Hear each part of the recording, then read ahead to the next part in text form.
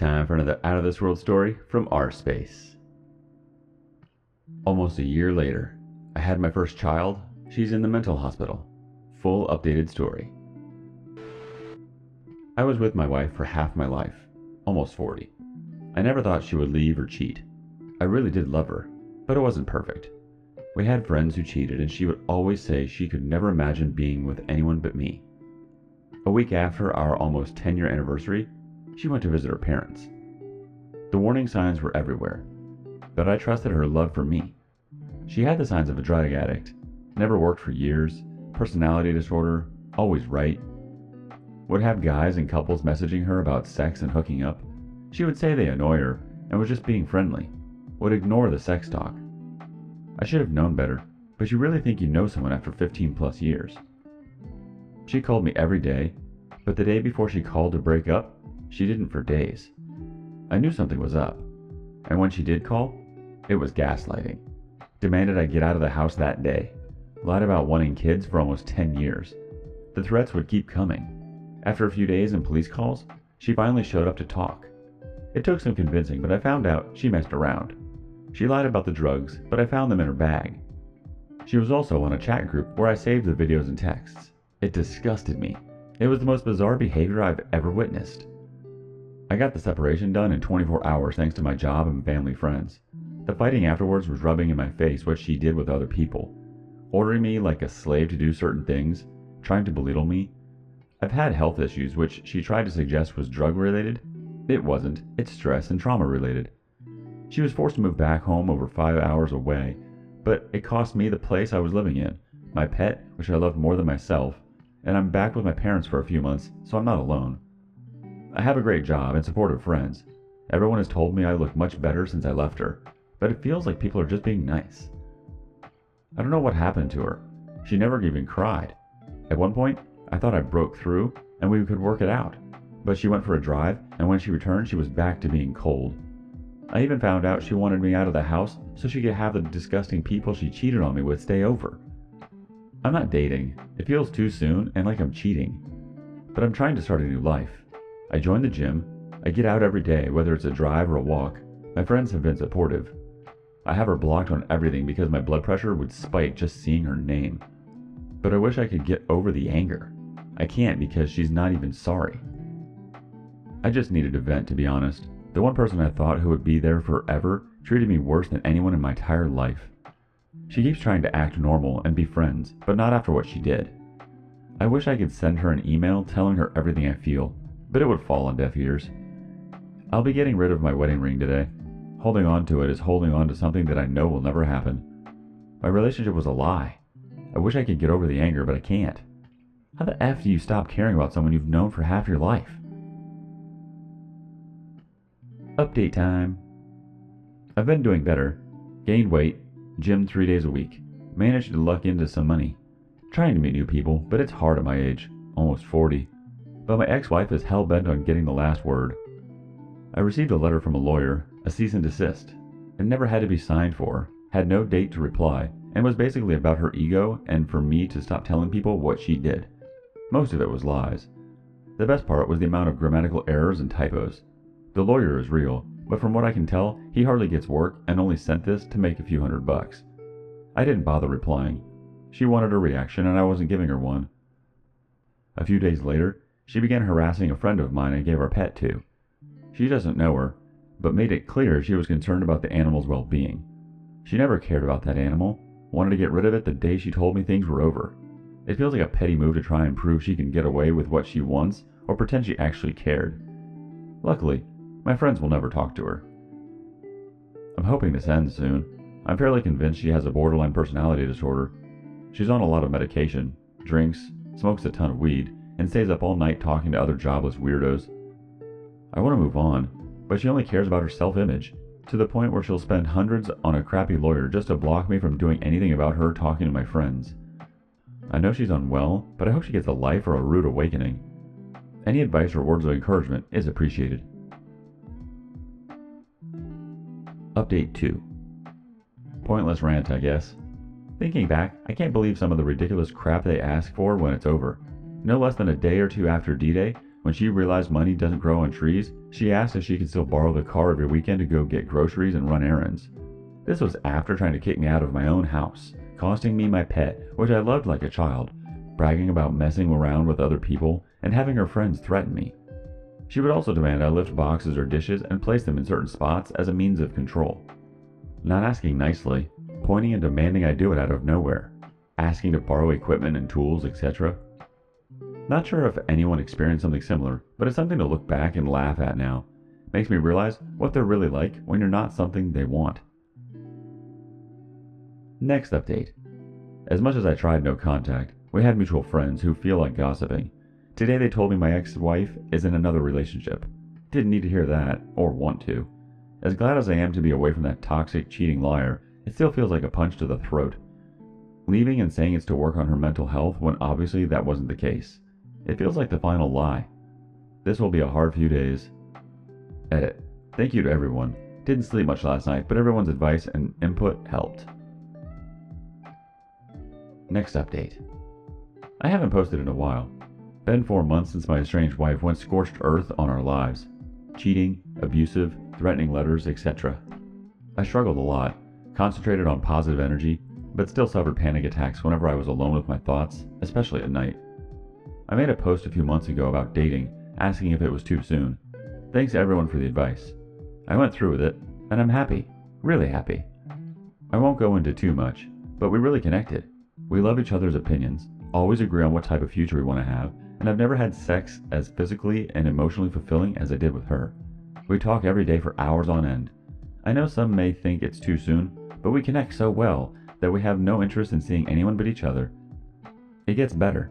The end of a relationship only means you can start a new one. I still think about my ex, but without any emotional attachment. Just sad I wasted so much time on her. Sad that her new boyfriend could be a really nice guy and doesn't know what he's in for. But that's not my concern. I'm looking forward to ending this year holding my new girlfriend in my arms, finally feeling like I have a purpose. You will get through this. Edit. Thanks for the gold. You people are amazing. I appreciate the support, as well as the concerns. I fully agreed that it could be too soon, but I provided a broader explanation in the comment below. This wasn't something I rushed into, but felt natural. We're both taking baby steps, but at the very least, I can say it helped me realize how unhealthy my old relationship was, and there's something better out there for everyone. Final update. Almost a year later, I had my first child and she's in the mental hospital. Don't think my posts were memorable, but I figured I'd post again to hopefully give someone a bit of hope. August 2020. My, male 38, wife, female 35, of almost 15 years left me. She had been chatting with other men, women, and other acts, which I discovered by going into chat rooms she enjoyed. She lied about wanting kids for years, then tried to turn it around on me, saying I was using her for kids. She kicked me out, forced me to give away my pet, who was the closest thing to a child, and tried to destroy my life. Went so far as a cease and desist letter from a lawyer who never even bothered to spell check it for what basically said I'm not allowed to defend myself in private conversations with her. I never heard from her after September 1st, 2020. She was mentally, emotionally, and sometimes physically abusive, but it hurt. I was lost, felt like my life was just waiting to end. Even contemplated speeding it up. Late October, I posted about seeing a girl I knew. It was a 50-50 split of people saying I was too early to start dating, but I went for it. I'm happy I did. It's been a roller coaster, but we were still together, and a few weeks after my divorce was finalized, I welcomed my first child into the world. My life has changed in a way I never thought was possible a year ago, and it's refreshing. My ex-wife? Earlier this year, she called me on a private number. She informed me she was in the mental hospital, that she tried killing herself, and that she was diagnosed with bipolar and BPD. I warned her and her family she had it during the breakup, but they ridiculed me. She started telling me her pity story, and then proceeded to tell me about the guys and girls she slept with. I believe it was to fess up and have a fresh start, because she asked about getting back together. I told her right away I was with someone and we were expecting. It hurt her, but she even tried suggesting she could be a good co-parent with me. I shot that down as well. Ever since we kept minimal contact for divorce proceedings and items we wanted to return to each other, I have zero desire to ever get back with her, even if I was single. My life is better without her, and now she sees that too. It kills her on the inside, and as petty as it sounds, I'm glad. She had no remorse for the family she destroyed. I have none for her regrets. So there. I know the feeling of post-D-Day. I know the emptiness, but it can get better. I never believed it was possible, but every morning I wake up with my beautiful child smiling at me and her amazing mother. Don't give up. I'm glad I didn't. Let's see how the community reacts with some comments and some more details from the OP. Underappreciated 54 starts us off. Followed your story from the first posting. Good for you. Your ex is not functional and has a warehouse full of baggage to deal with. Now she knows what her actions have gotten her. She is now alone and can have visions of you with your new family. Effing around and making your husband feel like crap, then having your family slag him does not exactly buy you a great future. Now they can all remind her that she threw you away, and now you have a happy family while she has nothing and nobody. The OP's response: thanks, I'm glad you remembered my posts.